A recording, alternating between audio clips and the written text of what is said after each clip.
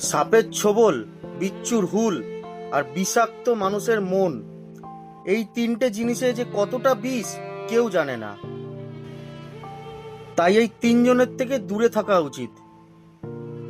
সাপে কাটলে তো বন্ধু বাঁচাবে, আর যদি সেই বন্ধুই যদি কাটে তাহলে কে বাঁচাবে?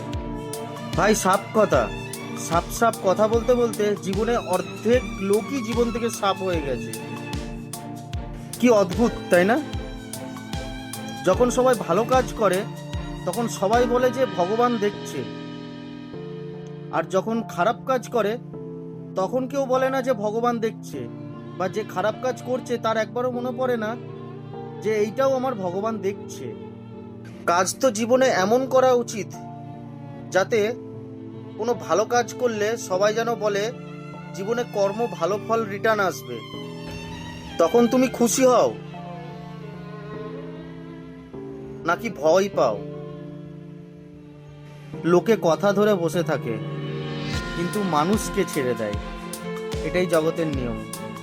কথায় আছে না, লোটা এসে নিশ্চিন্তে লোটায়, আর যে লোটে সে চিন্তায় থাকে। কারণ আমরা কিছুই ওপরে নিয়ে যাব না। খারাপ হলে এতটাই খারাপ হও, না কেউ তোমার শুধরাতে পারবে তোমাকে, না কেউ তোমার বিগড়াতে পারবে। শত্রুর থেকেও ভয়ঙ্কর কি বলতো? শত্রুর থেকেও ভয়ঙ্কর হচ্ছে সেই মানুষগুলো যারা তোমার সাথে মেলামেশা করবে, তোমার সাথে ঘোরাফেরা করবে, হাসি মুখে কথা বলবে, কিন্তু পেছন থেকে তোমাকে ছুরি মারবে। সেই সব মানুষ থেকে দূরে থাকো, সেই সব মানুষ থেকে সাবধান। जितने दुश्मन हमारे जान के हैं उससे आधे तो हमारे खानदान के हैं।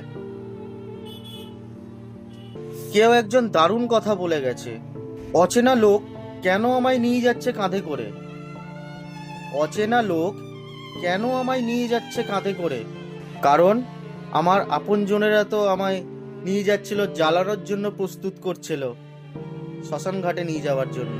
আগের বছরটা যেতে যেতে আমাকে অনেক কিছু শিখিয়ে দিয়ে গেছে, অনেক কিছু অভিজ্ঞতা দিয়ে গেছে জীবনে,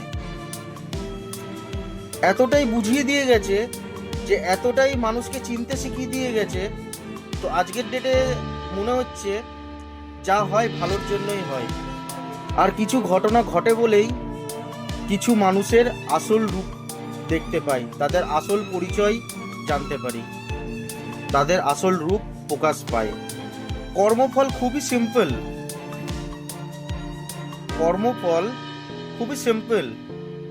চালকে বদলে চাল হয়, আজ নয় কাল।